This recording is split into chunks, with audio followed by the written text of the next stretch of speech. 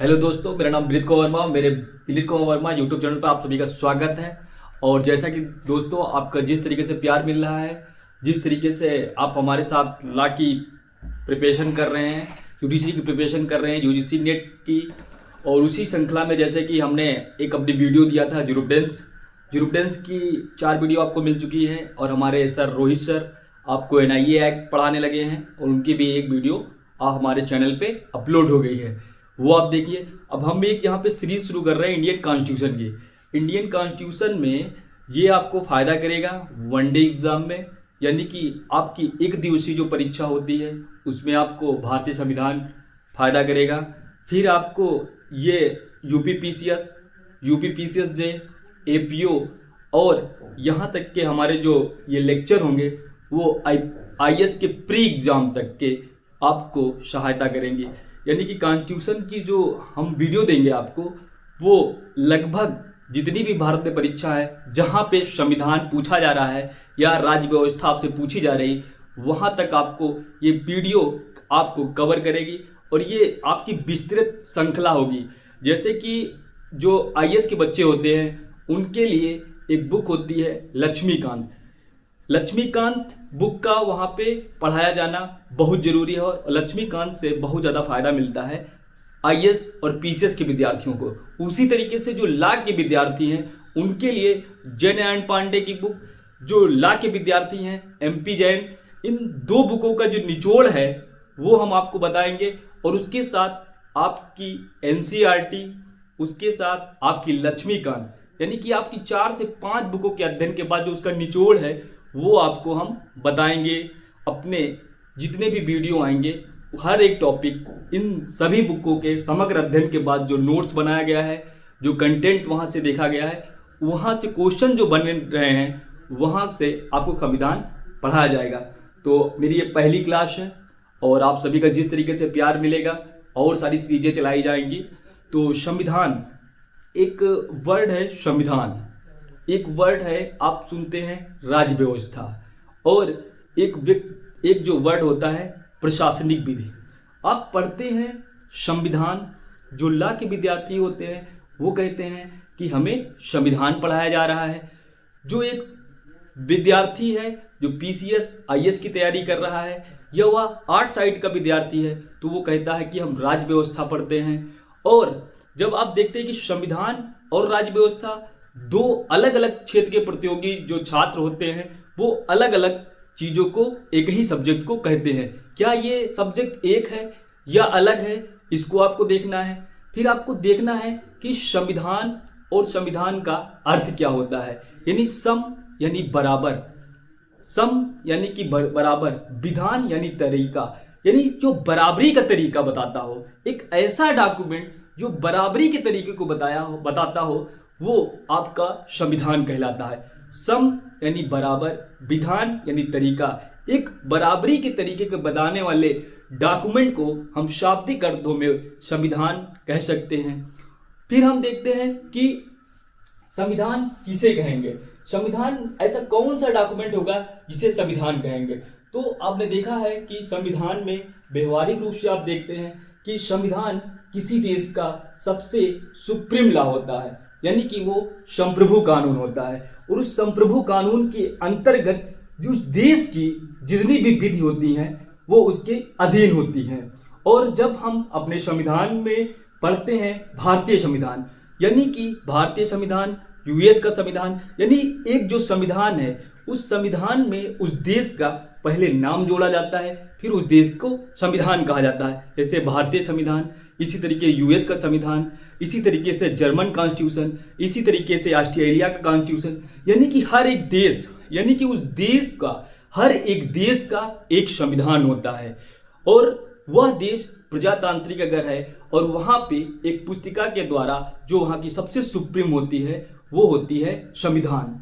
संविधान में आपने देखा होगा कि अनुच्छेदों की बात की गई है, आर्टिकल की बात की गई है। और आपने देखा होगा जो विधि के छात्र हैं, जब कोई विधि पढ़ते हैं और विधि में धाराओं की बात होती है, यानी कि आपने एक जगह पे देखा सेक्शन, दूसरी जगह आपने देखा आर्टिकल।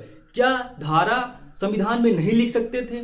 क्या संहिताओं में, एक्टों में क्या आर्टिकल शब्द का प्रयोग नहीं कर सकते थे।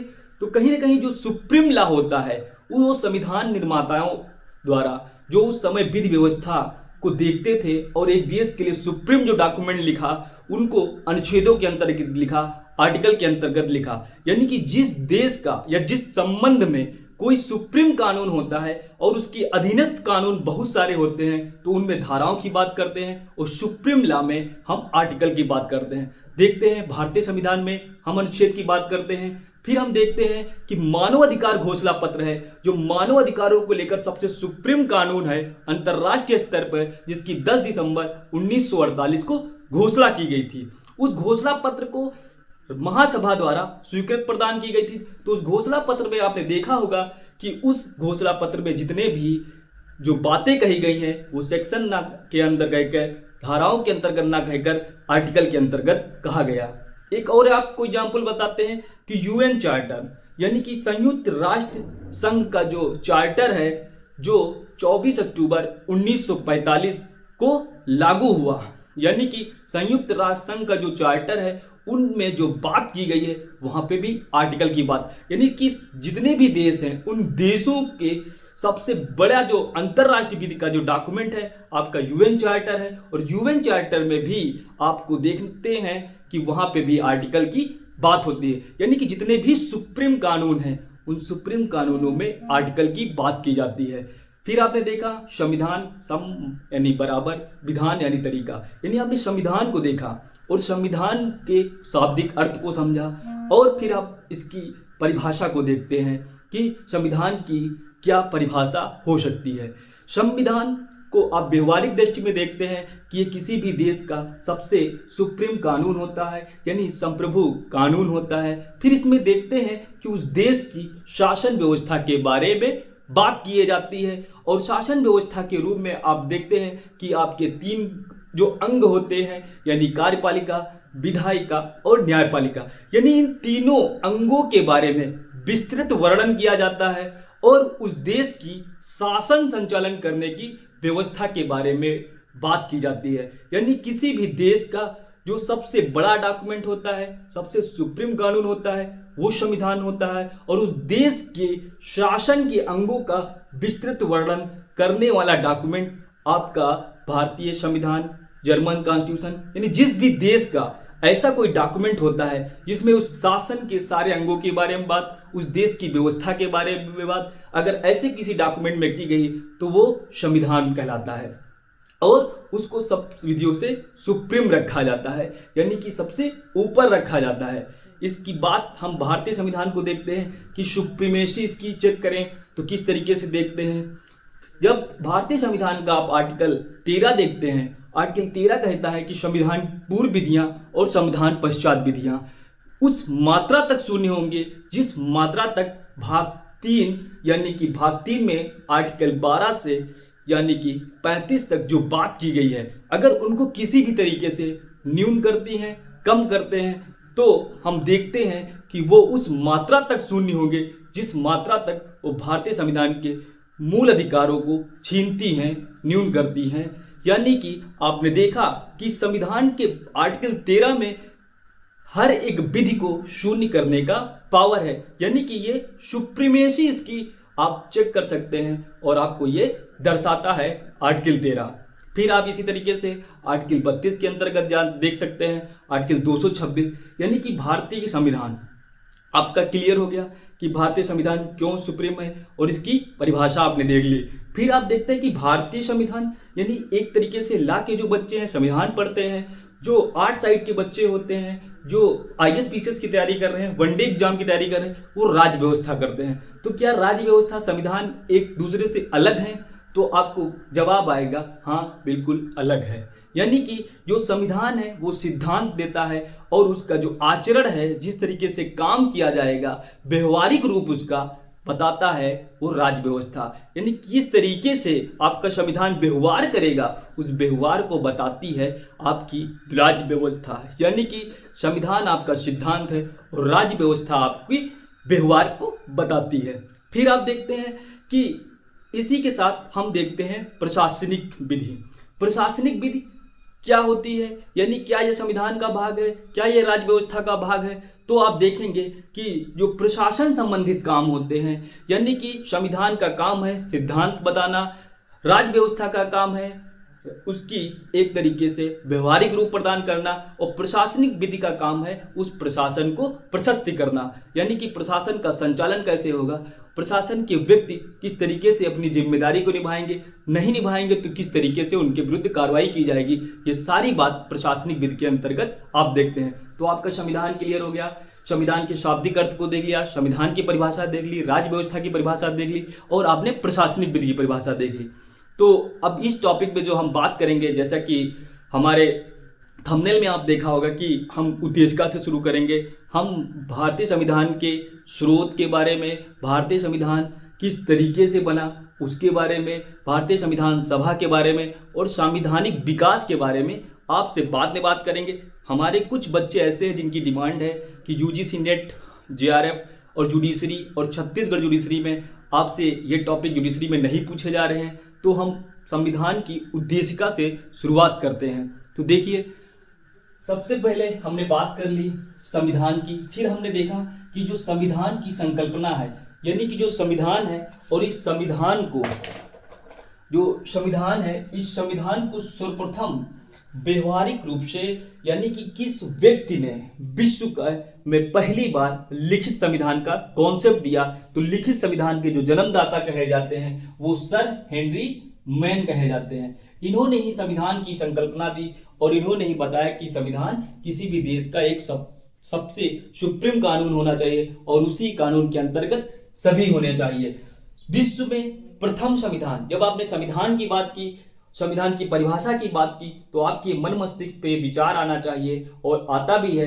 तो आपको पता होना चाहिए कि ऐसा कौन सा देश है जिसने विश्व का प्रथम लिखित संविधान बनाया, तो आपका जवाब आएगा कि यूएस, अमेरिका।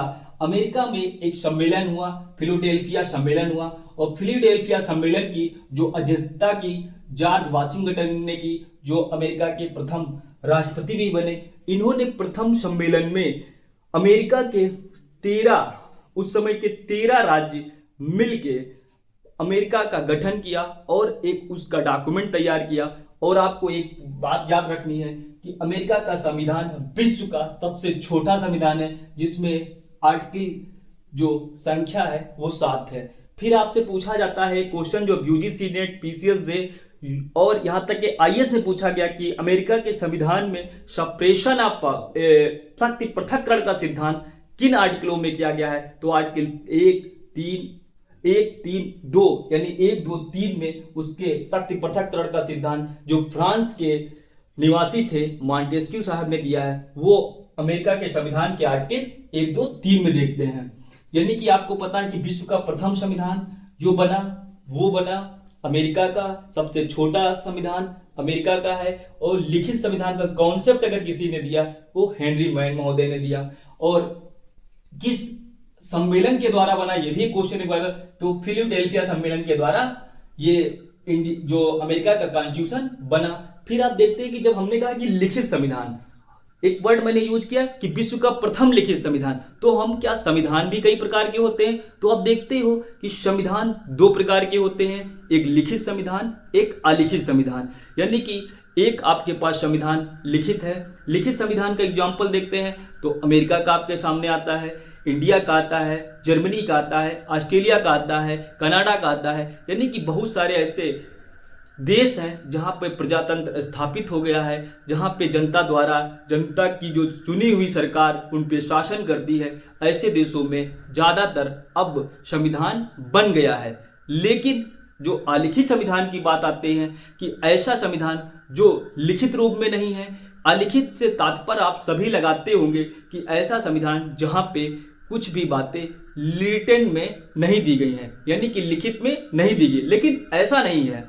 जब आप एग्जाम्पल देखते हैं कि इंग्लैंड का संविधान अलिखित संविधान है। अलिखित से तात्पर्य हमारा ये है कि इंग्लैंड का संविधान एक डॉक्यूमेंट के रूप में, एक पुस्तिका के रूप में आपके समझ नहीं है। जैसे कि भारतीय संविधान एक पुस्तिका के रूप में आपको मिल गया, उसमें 395 अनुच्छेद, जो आपका मूल संविधान था उसमें 395 अनुच्छेद, 8 अनुसूचियाँ थी और उसमें 22 भागों का जिक्र किया गया था। तो वैसा कोई लिखित एक पुस्तिका नहीं है।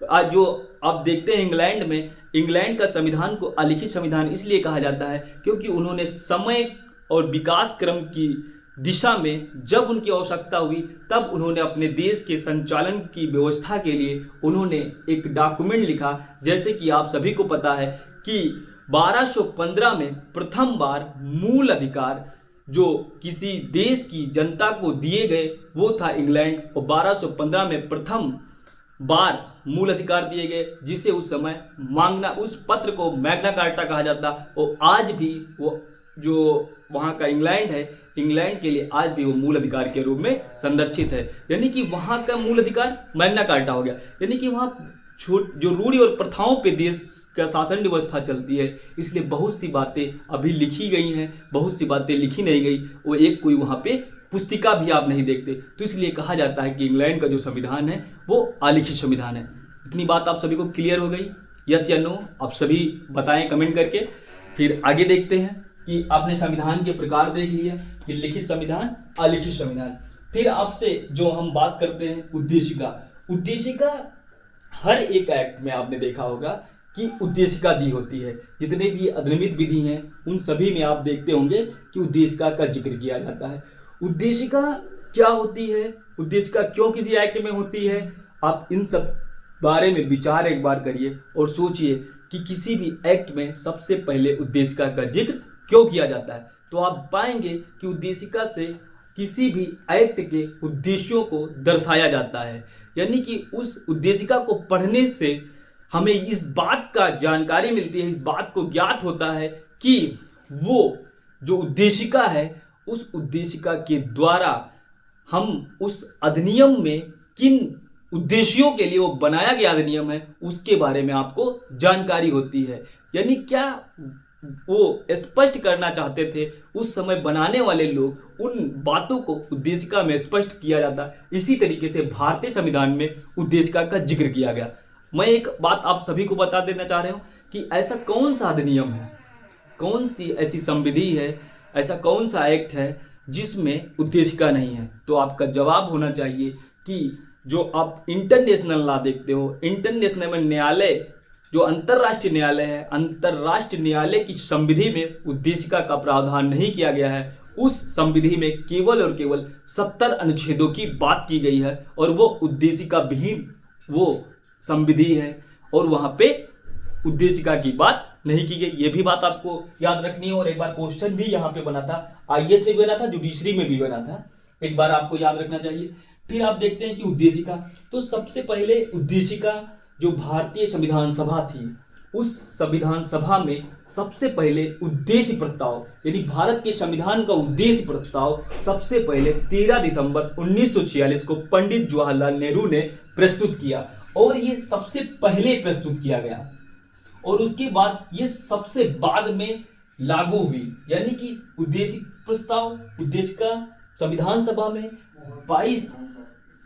13 दिसंबर 1946 को रखा गया और 22 जो उस समय 22 जुलाई 1947 को ये जो उद्देशिका आपकी है वो मंजूर की गई। यानी कि सबसे पहले रखी गई और सबसे बाद में ये मंजूर की गई। फिर हम देखते हैं कि जो हमारी उद्देशिका है, क्या हमारी उद्देशिका किसी देश से कॉपी है, क्या हमारी उद्देशिका की भाषा किसी देश से कॉपी है, ये क्वेश्चन, क्योंकि हम देखते हैं कि हमारा जो संविधान है 60 से अधिक देशों से लिया गया संविधान है और उसके बाद जो हमारे प्रावधान है हमारे संविधान में, जितना भारी भरकम बड़ा सा हमें संविधान पढ़ने को मिल रहा है, इस संविधान में जो बाकी बातें हम देखते हैं तो देखते हैं कि ये जो संविधान हमारा है वो 60 से अधिक से देशों से लिया गया है।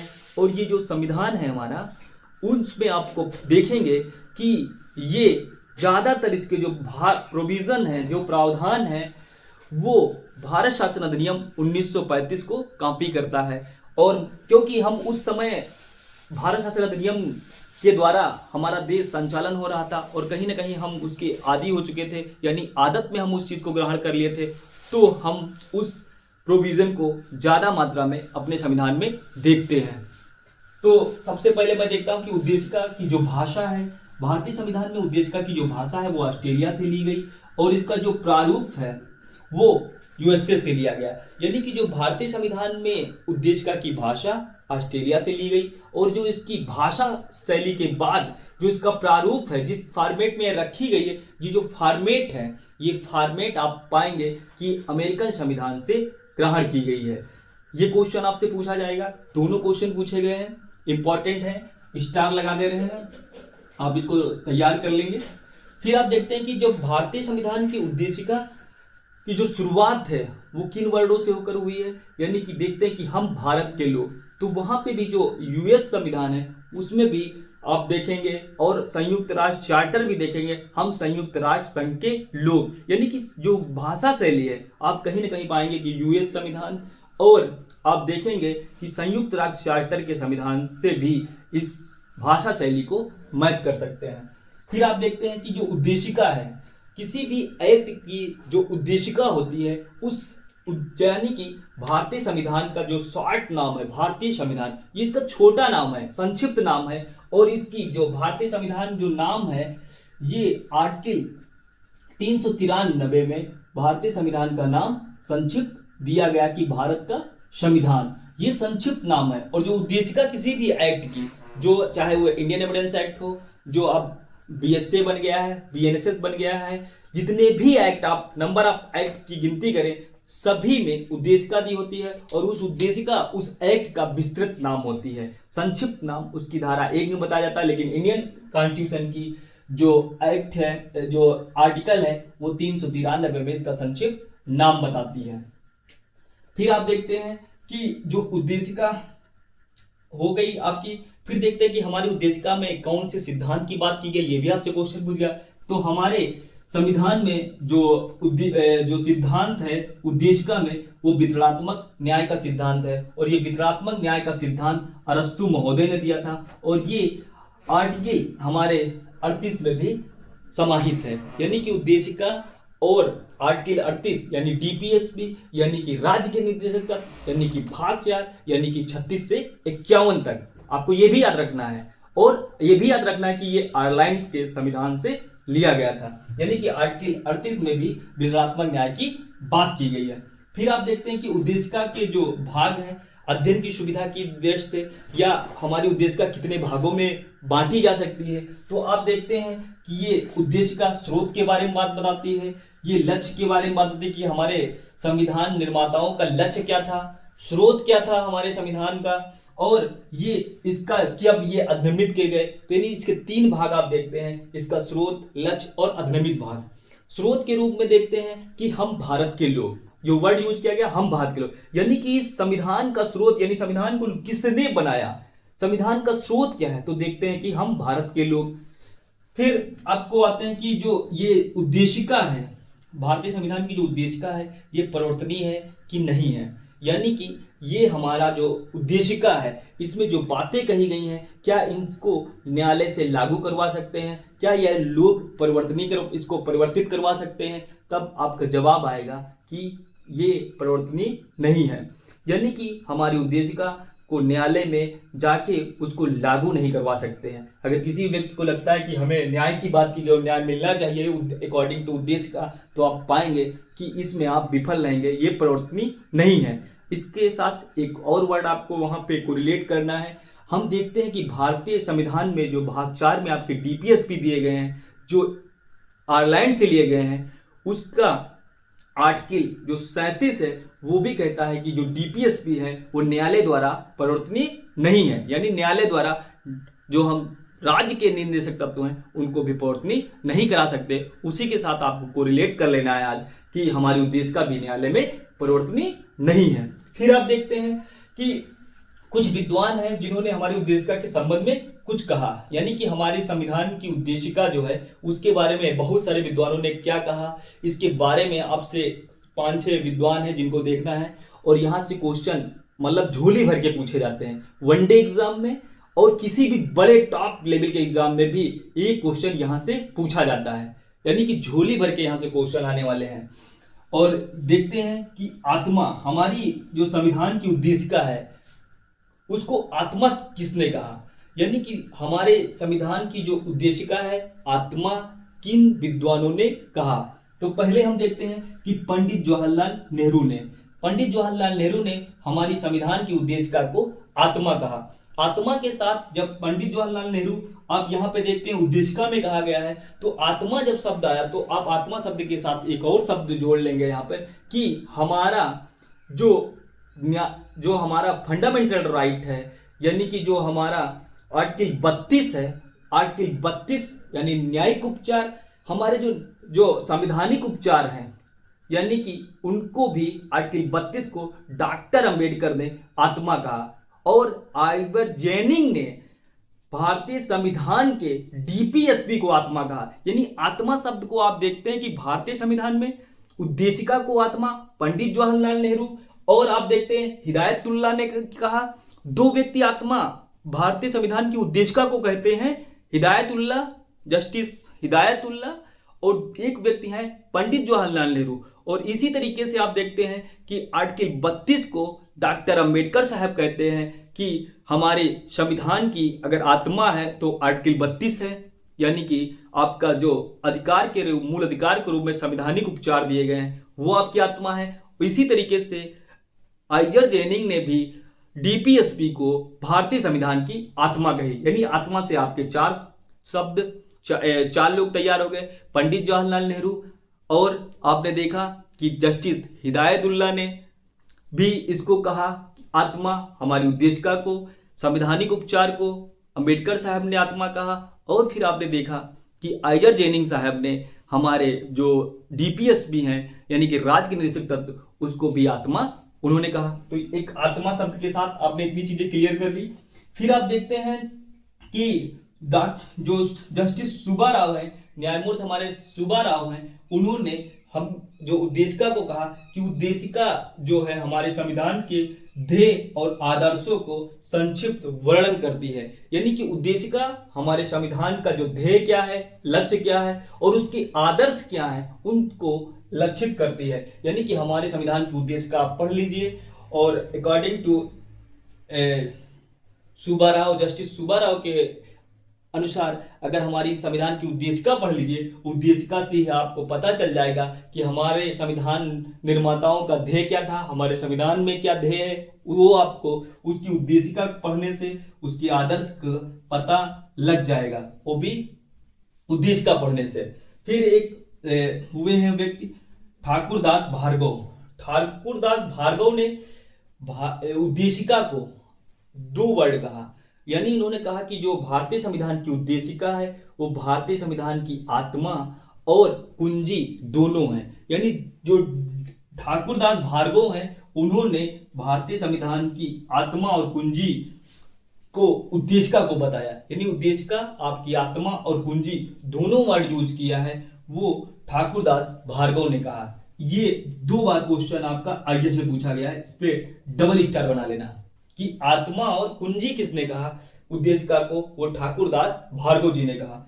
फिर आप आते हैं जस्टिस कृष्ण अय्यर। जस्टिस अय्यर कहते हैं कि ये जो हमारी उद्देशिका है, भारतीय संविधान की उद्देशिका है, ये दीर्घकालिक सपनों का विचार है। यानी जो दीर्घकाल में जो हमारे बहुत दिनों का जो अंग्रेजी शासन की गुलामी रही, जो हमने सपना देखा, उस दीर्घकालीन सपनों का एक तरीके से विचार है। जो हमारी उद्देशिका में आप देखते हैं कि जो भाषा है, वो भाषा में आप पढ़ते हैं तो वो सारी बातें पाते हैं कि कहीं ना कहीं जब हम लोग गुलाम थे, भारत गुलाम था, वो दीर्घकालिक सपनों के विचार के रूप में देखते हैं जस्टिस कृष्ण अय्यर। फिर अगला हम देखते हैं के.एम. मुंशी साहब ने क्या कहा। ये भी आपका बहुत इंपॉर्टेंट है, ये भी आपसे 5 से 6 बार और वनडे एग्जाम में ये 10 बार पूछा गया है कि के.एम. मुंशी साहब ने भारतीय संविधान की उद्देशिका को क्या कहा। तो भारतीय संविधान की उद्देशिका को राजनीतिक जन्म कुंडली कहा। यानी राजनीति की जो जन्म कुंडली है, राजनीतिक जन्म कुंडली हमारी भारतीय संविधान की उद्देशिका को कहा आपके के.एम. मुंशी साहब। एक व्यक्ति और है अर्नेस्ट वाकर। अर्नेस्ट वाकर साहब ने कहा कि वृद्ध अवस्था का प्रलेख, यानी कि भारतीय संविधान की उद्देशिका को अर्नेस्ट वाकर साहब ने कहा वृद्ध अवस्था का प्रलेख। ये एक बार आपका क्वेश्चन पूछा गया है, बहुत ढूंढने के बाद ये क्वेश्चन मिला है, आप सभी लोग नोट कर लेना एक बार, नहीं तो ये ऐसे मिलते नहीं है एक जगह पे, कि भारतीय संविधान की उद्देशिका को किसने क्या कहा। तो अर्नेस्ट वाकर साहब ने इसको वृद्ध अवस्था का प्रलेख कहा। कल आपका वनडे का एग्जाम हो, आपसे पूछ लिया जाए कि वृद्ध अवस्था का प्रलेख भारतीय संविधान की उद्देशिका को किसने कहा, तो अर्नेस्ट वाकर साहब आपको लगाना है। और आपको चिंता करने की बात नहीं है, जितने भी क्वेश्चन आपकी उद्देशिका हो या संविधान के किसी भी पार्ट से, यानी जो भी हम पार्ट पढ़ाएंगे उस सभी पार्टों में आपके क्वेश्चन अब आपसे बच के नहीं निकलने वाले हैं। किसी भी रूप में पूछें, हिंदी मीडियम के किसी भी बच्चे को इस तरीके की तकलीफ नहीं होने वाली है। यानी कि अर्नेस्ट वाकर ने वृद्धावस्था का प्रलेख कहा। फिर हम जब ये सारे हमने देख लिया, फिर एक जस्टिस है हमारे मधुलिकर साहब हैं, उन्होंने जो है जो उद्देशिका को एक तरीके से मूल प्रतीक के रूप में परिभाषित किया कि हमारे जो संविधान की उद्देशिका है वो मूल प्रतीक है। फिर एक तरीके से जस्टिस हिदायतुल्लाह ने भी कहा कि ये आत्मा, जो भारतीय संविधान की उद्देशिका है, ये आत्मा और ये शाश्वत है।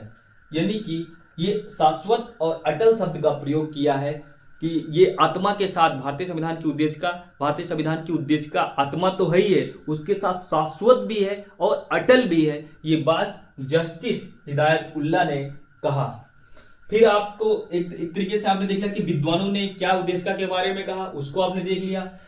फिर आप देखते हैं कि भारतीय संविधान की उद्देशिका में संशोधन कितने बार हुआ। संशोधन पे क्वेश्चन पूछा जाता है और यहां से क्वेश्चन हमें लग रहा है कि जितने भी वनडे एग्जाम से लेकर आज तक हुए होंगे, हजारों बार ये क्वेश्चन पूछा गया है कि भारतीय संविधान की उद्देशिका में कितनी बार संशोधन हुआ। तो भारतीय संविधान की उद्देशिका में अभी तक केवल और केवल एक संशोधन हुआ। फिर आप देखते हैं कि 42वां संविधान संशोधन 1976 के द्वारा भारतीय संविधान में संशोधन किया गया। और संशोधन के द्वारा आपने देखा कि भारतीय संविधान की उद्देशिका में 2 शब्द जोड़े गए। इससे पहले आपको बता दें कि जो संशोधन है वो आपका भाग 20 में दिया गया है, यानी भारतीय संविधान के भाग 20 में संशोधन की बात की गई है।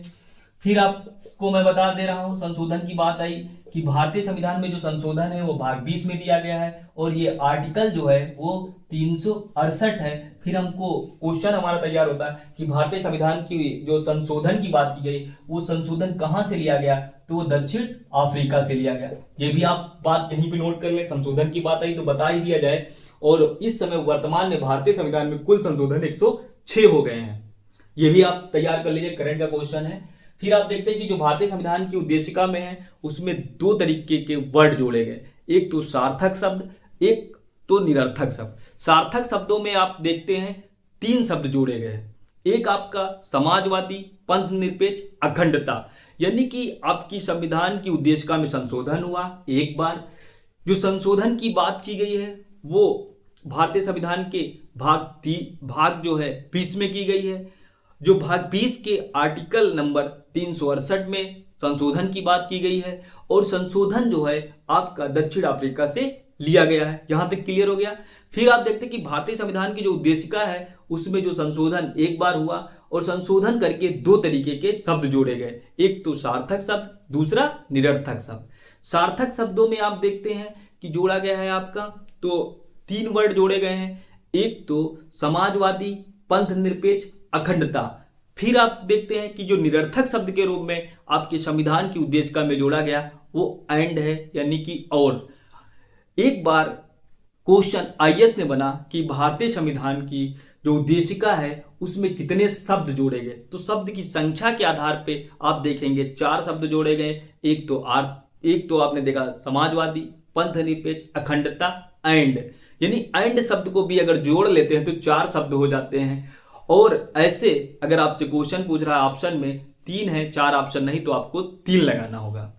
तो ये क्वेश्चन लगभग सभी का गलत हुआ था उस समय, सभी लोग 3 लगा के आए थे, लेकिन शब्द की संख्या के आधार पे 4 है। और वो चैलेंज करने के बाद उन्होंने बताया कि 2 तरीके के शब्द हैं, सार्थक और निरर्थक। जब से बच्चों को सार्थक और निरर्थक बता दिया गया तब से बच्चों का यह क्वेश्चन गलत नहीं होता है।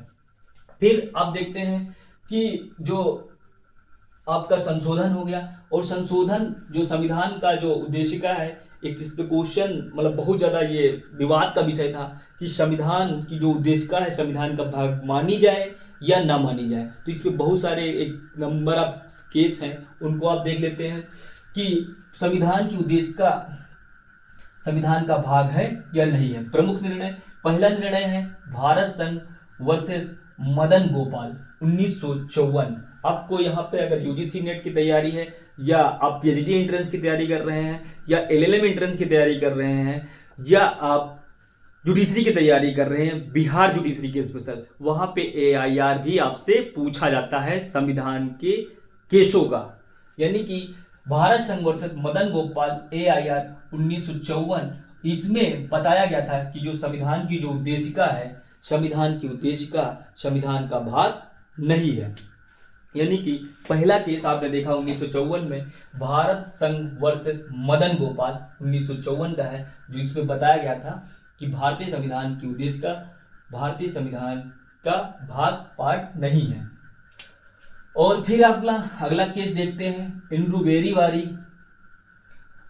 और इंड्रूबेरी वारी का केस है 1960 का। और इस जो केस में 9वें संविधान संशोधन को चैलेंज किया गया था। और इसमें क्या हुआ था, बेरी वारी एक गलियारा था जो पाकिस्तान और भारत के बीच में विवाद का विषय बना, और उसी के संबंध में ये केस आया।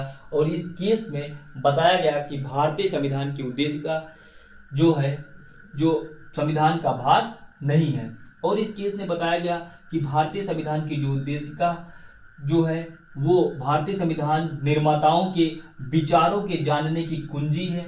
यानी कि किस वाद में ये बात कही गई कि भारतीय संविधान की उद्देशिका संविधान निर्माताओं की जो जानने की विचारों को जानने की कुंजी है, तो किस वाद में कहा गया, अगर आपसे पूछा जा रहा है तो आपको वहां पे आंसर करना होगा। इंड्रूबेरी वारी वर्सेस इंड्रूबेरी वारी का केस है 1960 का।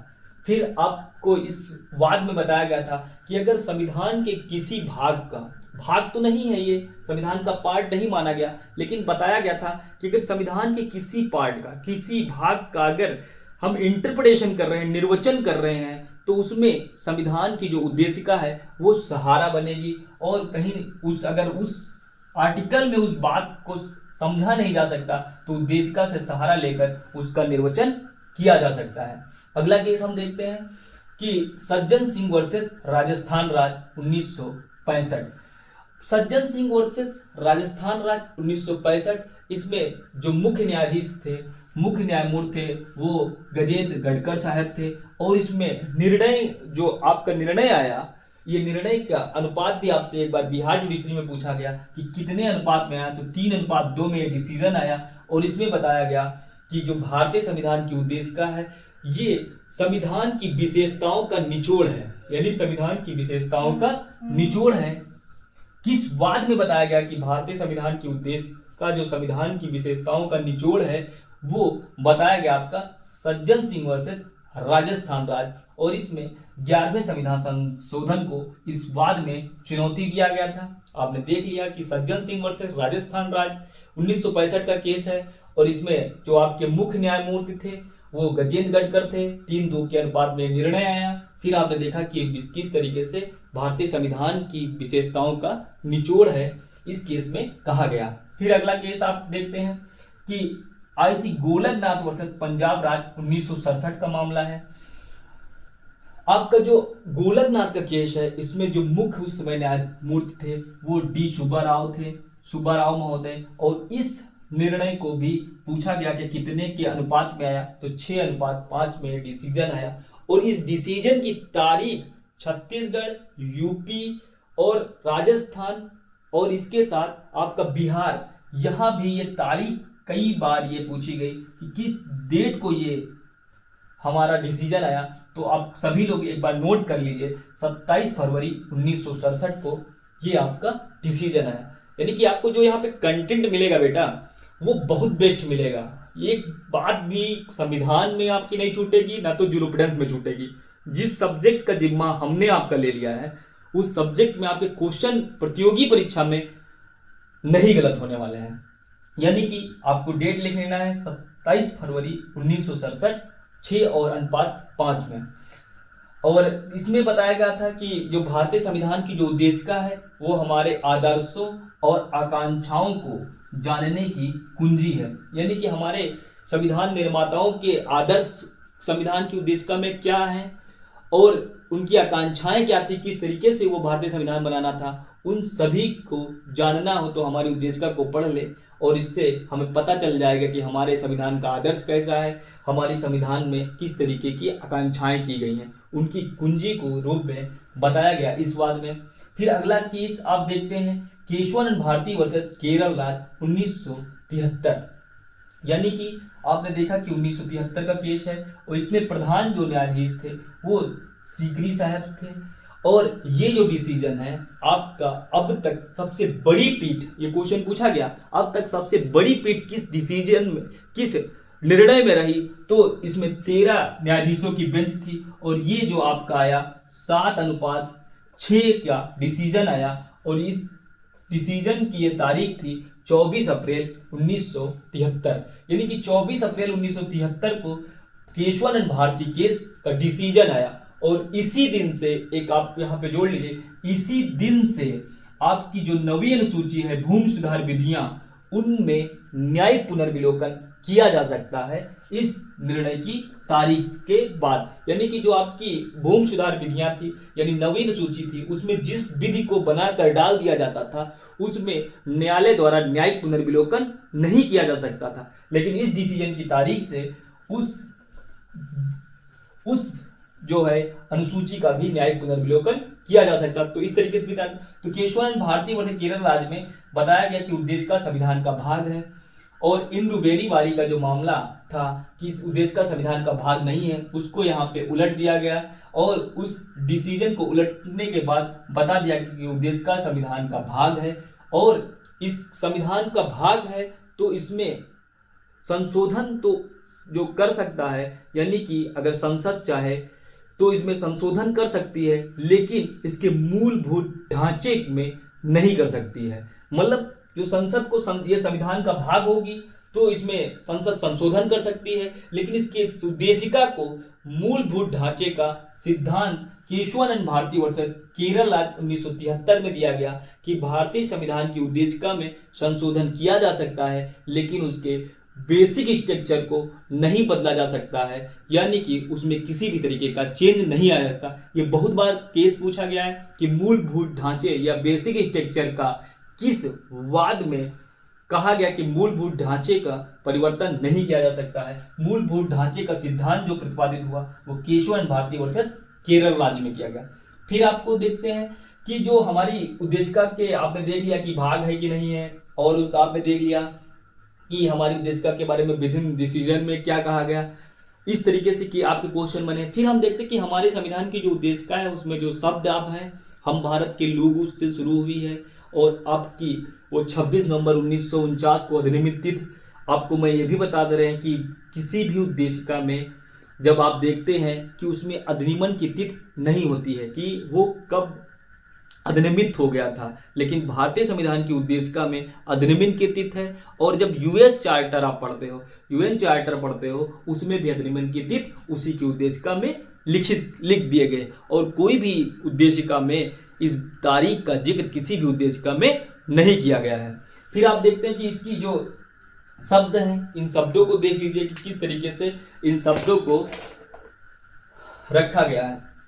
फिर देखते हैं कि हम भारत के लोग शब्द का प्रयोग किया गया है। हम भारत के लोग शब्द जो है ये कहाँ से लिया गया है, तो आप देखते हैं कि ये जो हम भारत शब्द का जो लिया गया है, जो अमेरिका के संविधान से लिया गया है। और भारत क्या है, भारत को कहाँ पे डिफाइन किया गया है, तो भारतीय संविधान के आर्टिकल 1 में भारत शब्द को जो है परिभाषित किया गया कि भारत क्या है, भारत राज्यों का संघ है, ये आप देखते हैं।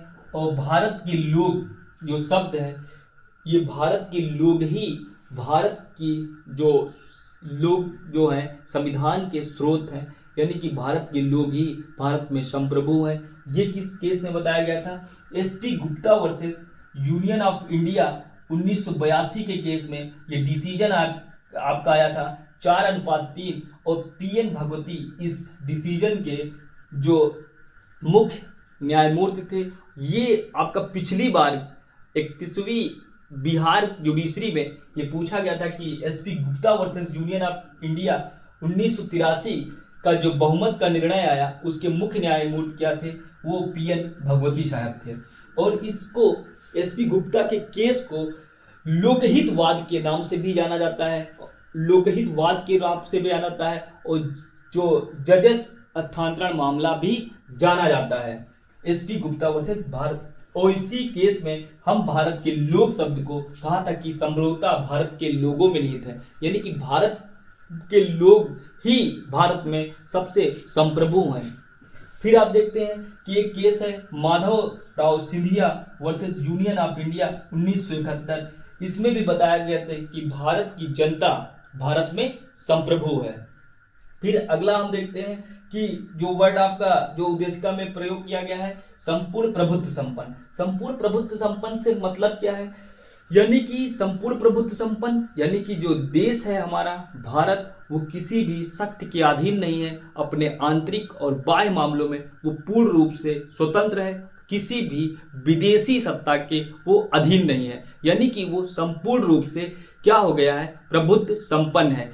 अब प्रभुत्व संपन्न जो शब्द है यानी कि प्रभुत्ता की बात किसने कहाँ पे की है, तो आप देखते हैं कि अभी जूरिस्प्रूडेंस जो मैंने आपको पढ़ाया है लास्ट वीडियो, तो आपने नेचुरल विचारधारा के जो आपने देखा था वहाँ पे हाब्स महोदय थे। हाब्स महोदय ने क्या किया था, संप्रभुता का जो पहली बार प्रयोग किया था, और इसका व्यापक रूप से जो प्रयोग संप्रभुता का की थी वो आइंस्टीन महोदय ने किया था। और आइंस्टीन महोदय ने कहा था कि संप्रभु जो विधि संप्रभु का समादेश होता है। आपने संप्रभुता शब्द को देख लिया, और इसके बाद आप देखते हैं जो समाजवादी शब्द, एक वर्ड आपका जो उद्देशिका में प्रयोग किया गया है समाजवादी। समाजवादी शब्द आपका 42वें संविधान संशोधन 1976 के द्वारा उद्देशिका में जोड़ा गया।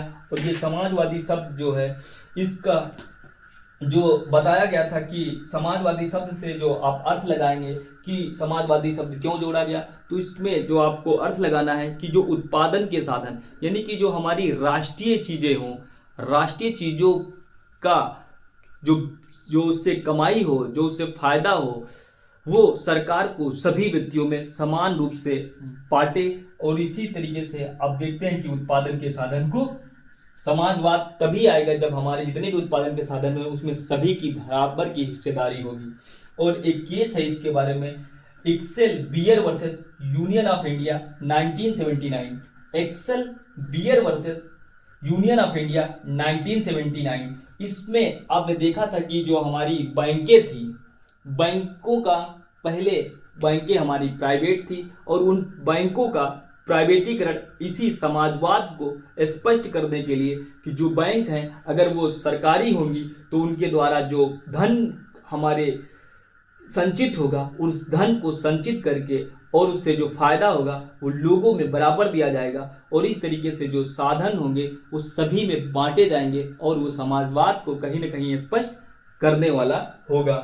तो आप समाजवादी शब्द को देख रहे हैं कि 42वें संविधान संशोधन के द्वारा आपके संविधान में जोड़ा गया, और आपका जो केस है Excel Wear versus union of India, और इसमें क्या हुआ कि बैंकों का राष्ट्रीयकरण किया गया। आप सभी को ये केस बहुत इंपॉर्टेंट है, याद कर लीजिए, परीक्षा में कभी भी आ सकता है।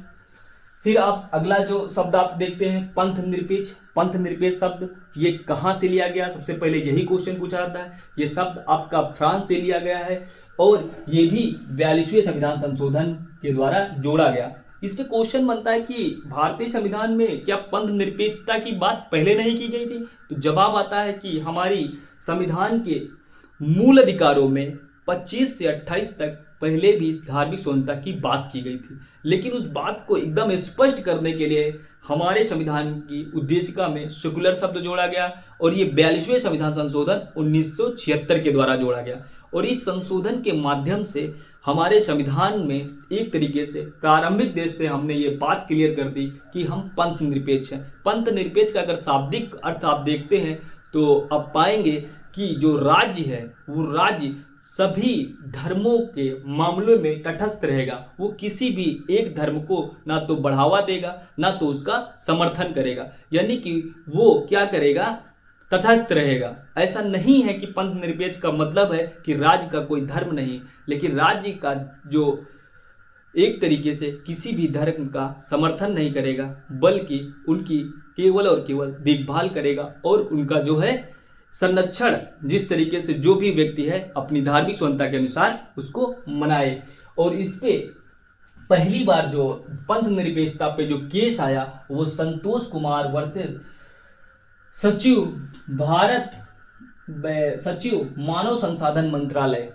इस केस के द्वारा संतोष कुमार वर्सेस सचिव मानव संसाधन मंत्रालय द्वारा जो इस केस आया, इसमें ये विचार आया कि जो हमारी संस्कृत भाषा है, संस्कृत भाषा को पंथ निरपेक्षता की दृष्टि से देखा गया कि क्या जो संस्कृत भाषा को जो पढ़ाया जा रहा है मानव संसाधन मंत्रालय यानी शिक्षा मंत्रालय के द्वारा जो अब बन गया है, शिक्षा मंत्रालय में जो उर्दू आपकी जो भाषा है वो संस्कृत पढ़ाई जा रही, कहीं ये पंथ निरपेक्ष यानी कि जो धर्म को सरकार के द्वारा बढ़ावा तो नहीं दिया जा रहा। तो इस केस में चैलेंज किया गया और इस केस के माध्यम से बता दिया गया कि संस्कृत की शिक्षा देना किसी भी तरीके से आपकी पंथ निरपेक्षता के खिलाफ नहीं है। यानी पंथ निरपेक्षता यानी कि संस्कृत की शिक्षा धर्म के विरुद्ध नहीं है। किस केस में कहा गया? ये संतोष कुमार वर्सेस सचिव मानव संसाधन मंत्रालय। फिर अगला आप देखते हैं कि इसी केस में बताया गया था कि पंथ निरपेक्षता जो आपके संविधान का आधारभूत ढांचा है। फिर आप अगला केस देखते हैं पंथ निरपेक्षता पर, SR. Bombay versus union of India 1994। इसमें भी आपके प्रधान न्यायाधीश को बिहार में पूछा गया है। रामास्वामी महोदय जो हैं जस्टिस रामास्वामी महोदय एस.आर. बम्बई के केस में प्रधान आपके न्यायाधीश रहे और इस पंथ निरपेक्षता को आधारभूत ढांचा बताया। आधारभूत ढांचा जो आपका केशवन एंड भारती वर्सेस केरल राज्य में 1973 में आधारभूत ढांचा का सिद्धांत, उसी ढांचे को इस केस में भी पंथ निरपेक्षता को बताया कि आधारभूत ढांचा हमारे संविधान को है, इसको किसी भी तरीके से संशोधन के द्वारा या इसको किसी भी तरीके से डिस्टर्ब नहीं किया जा सकता है। फिर अगला केस पंथ निरपेक्षता पे आपको देखना है Arun Rai versus union of India. Arun Rai versus union of India 2002 का केस है और इसमें जो प्रधान न्यायाधीश थे आपके धर्माधिकारी महोदय थे, जस्टिस धर्माधिकारी महोदय। और इस केस में बताया गया था कि जो पंथ निरपेक्षता है वो आपके संविधान में नकारात्मक अर्थ में है और ये सभी जो पंथ निरपेक्षता है ये सभी धर्मों के प्रति आदर और ज्ञान का संचार करता है, न कि वो किसी भी तरीके से भारत में विरोध को पैदा करता है। यानी भारत की एकता और अखंडता को आदर्श को स्थापित करने का काम हमारे संविधान की उद्देशिका में पंथ निरपेक्षता शब्द का होना है। ये बात कि Arun Rai versus union of India 2000 के केस में बताया गया। फिर अगला आपका केस है, आप अगला वर्ड देखते हैं हमारी उद्देशिका में प्रयोग किया गया है लोकतंत्रात्मक। लोकतंत्रात्मक से यानी कि लोकतंत्र की बात की गई है। लोकतंत्र एक ऐसा शासन तंत्र जहां पे जनता के द्वारा चुनी हुई सरकार उस जनता पे शासन करती है और जनता के लोक कल्याण के लिए कार्य करती है। तो आप देखते हैं कि केशवन एंड भारती जो लोकतंत्र पे केस आपके दो आए, केशवन एंड भारती वर्सेस केरल राज्य, इसमें बताया दिया गया कि लोकतंत्रात्मक जो व्यवस्था है वो भारतीय संविधान का आधारभूत ढांचा है। फिर एक आप केस देखते हैं श्रीमती इंदिरा गांधी नेहरू वर्सेस राजनारायण 1971। इस केस के माध्यम से भी लोकतंत्र को भारतीय संविधान का आधारभूत ढांचा बताया गया। फिर एक वर्ड आता है गणराज्य या गणतंत्र।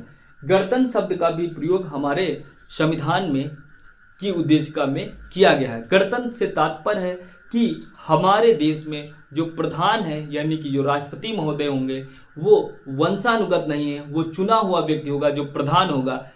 इसी कारण से हम 26 जनवरी 1950 को भारतीय संविधान को लागू करते हैं और उसी दिन से हमारे संविधान में गणतंत्र लागू हुआ। यानी कि जो हमारा राजा था, हमारे देश का प्रथम नागरिक था, हमारे देश का जो प्रमुख था, वो हमारी जनता के द्वारा गण के द्वारा चुना हुआ व्यक्ति शासन करता था और इसीलिए हम उस देश को गणतंत्र दिवस के रूप में भी मनाते हैं। यानी कि हम उस दिन से हम स्वतंत्र हो गए थे, किसी राजा किसी उपनिवेश का हम गुलाम नहीं थे। हमारे द्वारा चुना गया व्यक्ति हमारा राष्ट्रपति हमारे गण का राष्ट्र प्रमुख था। यानी कि वो वंशानुगत जो लोग होते थे वो समाप्त कर दिए गए।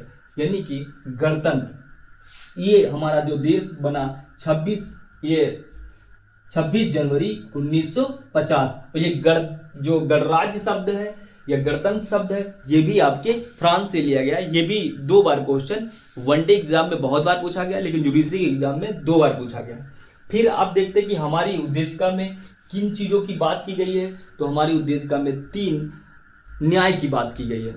आप न्याय को देखते हैं कि एक बात की गई है सामाजिक, आर्थिक, राजनीतिक न्याय। यहाँ पे जो वर्ड का जो क्रम है वो क्रम से पूछता है कि हमारे संविधान की उद्देशिका में न्याय की बात की गई है। तो कितने न्यायों की बात की गई है? 3 न्याय की बात की गई है। एक तो सामाजिक, आर्थिक, राजनीतिक न्याय। आपको पहले सामाजिक देखना है, फिर सामाजिक के बाद आर्थिक, फिर राजनीतिक। सामाजिक, आर्थिक, राजनीतिक, ये क्रम आपसे पूछा जाता है कि आपको ऑर्डर दे दिया जाएगा 4 ऑप्शन में और इसका क्रम कहीं डिस्टर्ब होगा। आपको देखना होगा कि सबसे पहले सामाजिक, फिर आर्थिक, फिर राजनीतिक न्याय। फिर आपकी स्वतंत्रता की बात की गई है। भारतीय संविधान में जो स्वतंत्रता, भारतीय संविधान की उद्देशिका में जो स्वतंत्रता की बात की गई है वो आप देखते हैं कि विचार, अभिव्यक्ति, विश्वास, धर्म और उपासना, यानी कि भारतीय संविधान की उद्देशिका में 5 स्वतंत्रताओं की बात की गई है। 5 स्वतंत्रताएं कौन सी हैं? विचार, अभिव्यक्ति, विश्वास, धर्म और उपासना की स्वतंत्रता। पहले विचार की बात की गई है, फिर अभिव्यक्ति की, फिर विश्वास, फिर धर्म और उपासना की स्वतंत्रता। ये भी क्रम आपको याद करना है और ये ऑर्डर आपसे पूछा जाता है, ये आपको क्लियर याद होना चाहिए। फिर हम देखते हैं कि हमारी उद्देशिका में समता की बात की गई है। कैसी समता की बात की गई है? प्रतिष्ठा और अवसर की समता, प्रतिष्ठा और अवसर की समता की बात की गई है। जो यहाँ पे स्वतंत्रता की बात की गई थी, ये हमारे फंडामेंटल राइट में भी आप जब जाएंगे तो 19 से 22 तक के इसको देखेंगे। स्वतंत्रता की बात, समता की बात जो देखेंगे आप 14 से 18 तक देखेंगे, यानी समानता के रूप में। प्रतिष्ठा और अवसर की क्षमता की बात हमारी उद्देशिका में की गई है। फिर हम देखते हैं कि हमारी उद्देशिका में बंधुत्वता की बात की गई, बंधुत्व, भाईचारे की बात की गई है। भाईचारे की बात किस रूप में की गई है? कि व्यक्ति की गरिमा व राष्ट्र की एकता को सुनिश्चित करने वाली बंधुता हमारे देश में बनी रहे। इस तरीके से हमने देखा कि हमारे जो संविधान की उद्देशिका में जो प्रमुख शब्द हैं उनका अर्थ जान लिया, उनसे रिलेटेड केस हमने देख लिया। फिर हम देखते हैं कि हमारी उद्देशिका का जो अंतिम भाग है, अंतिम पैराग्राफ में क्या बात की गई है। तो हम देखते हैं कि हमारी संविधान की उद्देशिका में अंतिम रूप से जो बात की गई है अधिनियमित तिथि की, यानी 26 नवंबर 1949। 26 नवंबर 1949 को जब मैं यहाँ पे देखता हूँ तो एक बात मैं आपको बता देना चाहता हूँ कि 26 नवंबर 1949 को हमारा संविधान जो लागू हुआ वो 2 पार्ट में लागू हुआ। एक पार्ट में 26 नवंबर 1949 को ही लागू हो गया, यानी कि 16 आर्टिकल हमारे संविधान के 26 नवंबर 1949 को लागू हुए थे और शेष संविधान जो आपका लागू हुआ वो 26 जनवरी 1950 को लागू हुआ था। तो ये भी बात आपको याद रखना है। और ये बात कही गई है आर्टिकल 394 आप खोल के देखेंगे, 393 में भारतीय संविधान का नाम दिया गया है और आर्टिकल 394 जब आप देखेंगे तो वहां पे जिक्र किया गया है कि किस तारीख को भारतीय संविधान लागू हुआ। फिर एक इसमें आपको जो केस पूछा जा रहा है AK गोपालन वर्सेस मद्रास राज्य 1951 का केस है।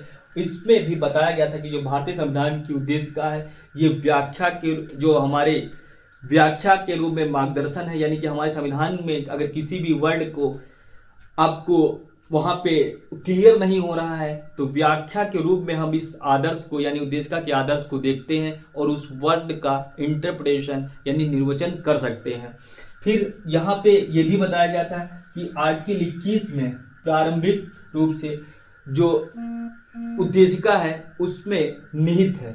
फिर हम देखते हैं कि एक क्वेश्चन आपसे जो जनरली पूछा जाने लगा है कि आर्थिक, सामाजिक और राजनीतिक न्याय ये किस भारतीय संविधान की उद्देशिका और DPWP में क्या संबंध है, यानी कि राज्य के नीति निर्देशक तत्व और उद्देशिका में संबंध क्या है। तो आप देखेंगे कि जो भारतीय संविधान की उद्देशिका और भारतीय संविधान के भाग 4 राज्य के नीति निर्देशक तत्व, इसके आर्टिकल 38 में भी बात की गई है आपकी आर्थिक, सामाजिक और राजनीतिक न्याय की, और वही बात हमारी संविधान की उद्देशिका में की गई। यही एक रिलेशन है जो भारतीय संविधान की उद्देशिका और भारतीय संविधान में बात की गई है।